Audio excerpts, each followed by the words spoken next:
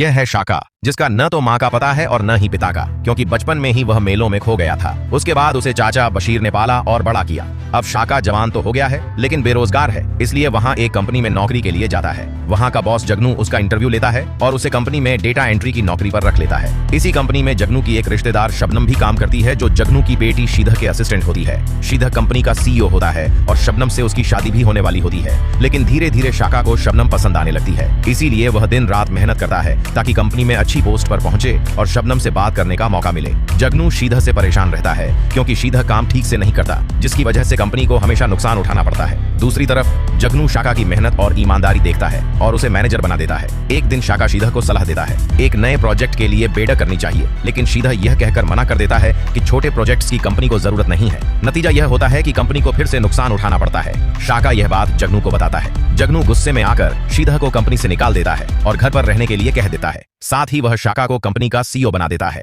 अब शबनम भी शाका के साथ मिलकर कंपनी चलाने लगती है। यह सब देखकर शीधा को बहुत गुस्सा आता है। उसके दिल में आग लग जाती है। शाका ने पहले मेरी सीईओ की कुर्सी ले ली, अब मेरी शबनम को भी छीन लिया। मैं इसको छोड़ूंगा नहीं, लगता है मुझे अपना पुराना गैंगस्टर वाला रूप दिखाना पड़ेगा। तभी एक नया सच सामने आता है। शीधा जगनू का असली बेटा ही नहीं है, सिर्फ पैसों के लिए बनाया गया एक नकली बेटा था, और यह बात खुद जगनू को भी कभी पता नहीं थी। अब सबसे बड़ा सवाल यह है, क्या शाका को कभी पता चलेगा कि जगनू ही उसका असली पिता है?